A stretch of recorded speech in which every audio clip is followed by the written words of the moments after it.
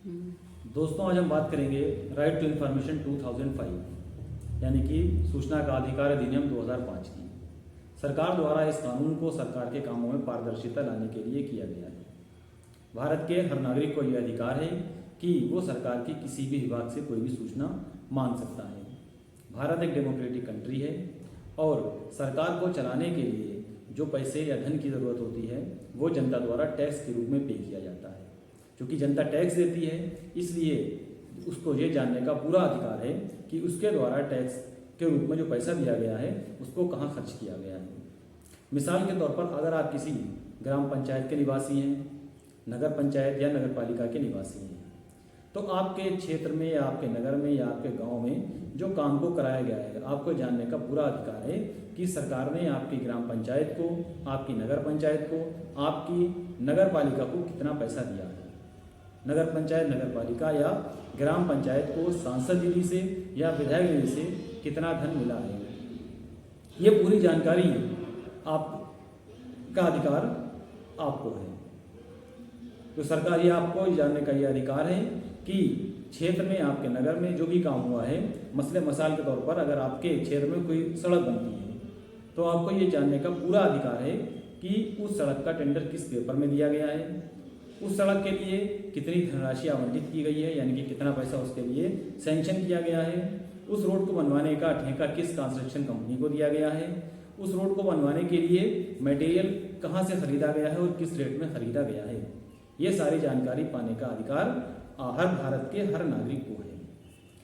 अब सबसे बड़ा सवाल ये होता है कि लोग राइट टू इन्फॉर्मेशन के बारे में जानते तो हैं, लेकिन उनको ये पता नहीं होता है कि ये जानकारी कैसे मांगी जाएगी। इसके लिए सीधा सा प्रोफार्मा भी होता है या आप सादे कागज़ पर अपनी समस्याओं को लिख सकते हैं। अगर आप देख सकते हैं तो ये आवेदन देने के लिए सूचना पत्र है। इसमें आप देखेंगे जो आप सूचना लेना चाहता है वो आवेदक इसमें अपना नाम लिख सकता है और पिता का नाम, अपना पूरा पता और फ़ोन नंबर और उस विभाग का नाम जिस विभाग से जन सूचना अधिकारी का नाम या विभाग जिससे वो सूचना चाहता है, और उसके बाद अपनी सूचनाएं पॉइंट वाइज लिख सकता है। यानी कि बिंदुवार, बिंदु नंबर 1, बिंदु नंबर 2 और पॉइंट नंबर 3, 4 इससे लिखकर वो अपनी सूचनाएं मांग सकता है। इसको, इस फॉर्म को फिल करके या एक सादे कागज पर अपनी सूचना मांगने की जो लिस्ट है उसको, पॉइंट को लिख के उस अधिकारी को आप चाहें तो डायरेक्ट जाके उसके कार्यालय में दे सकते हैं। फॉर्म के नीचे आपको रिसीट, ये रिसीट आप देख सकते हैं। इस पर जन सूचना अधिकारी, हर विभाग ने एक जन सूचना अधिकारी की तैनाती कर रखी है। इंफॉर्मेशन ऑफिसर होता है जिसकी जिम्मेदारी है आपको इंफॉर्मेशन को उपलब्ध करवाना।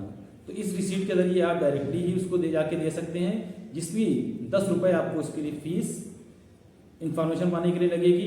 इसका एक पोस्टर ऑर्डर या ड्राफ्ट बनवा के या आप उसको कैश भी इसके साथ अटैच करके दे सकते हैं। जन सूचना अधिकारी इस पर आपको डेट लिख के दे देगा और किस डेट पर आपको सूचना देने आना है। अगर आप डायरेक्ट नहीं चाहते हैं तो आप अपनी सूचनाएं की जानकारी जो मांगना चाहते हैं उसको लिखकर बाय पोस्ट भी भेज सकते हैं। जिसके लिए आपको जो रिसीट मिलेगी वो आपको रिकॉर्ड के लिए अपने पास रखना है। सूचना अधिकारी की जिम्मेदारी है कि वो आपको 30 दिन के अंदर वो सूचना उपलब्ध करवाएगा। अगर वो सूचना आपको नहीं देता है तो उसके बाद आप प्रथम अपीलीय अधिकारी को के यहाँ अपील कर सकते हैं। इसके लिए एक दूसरा फॉर्म होगा प्रथम अपीलीय अधिकारी के लिए, जिसमें ये प्रोफार्मा, इस प्रोफार्मे में वो आप फिल करके और जन सूचना जो सेकेंड अपील का सूचना अधिकारी है आप उसको भेज सकते हैं। अगर आप सूचना से फर्स्ट अपील में भी अगर आपको सूचना नहीं मिलती है तो आप इसको सेकेंड अपील आप चुनाव उसमें इंफॉर्मेशन कमीशन यानी कि सूचना आयोग में कर सकते हैं। या अगर आपको ऐसा लगता है कि आपने किसी अधिकारी से कोई जानकारी मांगी और उसने आपको जानकारी तो दी लेकिन आधी अधूरी जानकारी दी, तो इसके लिए भी आप फर्स्ट अपील कर सकते हैं और पूरी जानकारी मांग सकते हैं। फर्स्ट अपील में भी अगर आपको पूरी जानकारी नहीं मिलती है तब आप सेकेंड अपील सूचना आयोग में कर सकते हैं। सूचना आयोग उस अधिकारी को सूचना देने के लिए निर्देशित करेगा। अगर वो सूचना अधिकारी आपको सही सूचना नहीं देता है या लेट करता है तो उसके ऊपर 250 रुपये पर डे के हिसाब से फाइन लगेगा और ये फाइन ज़्यादा से ज़्यादा 25,000 रुपये तक हो सकता है।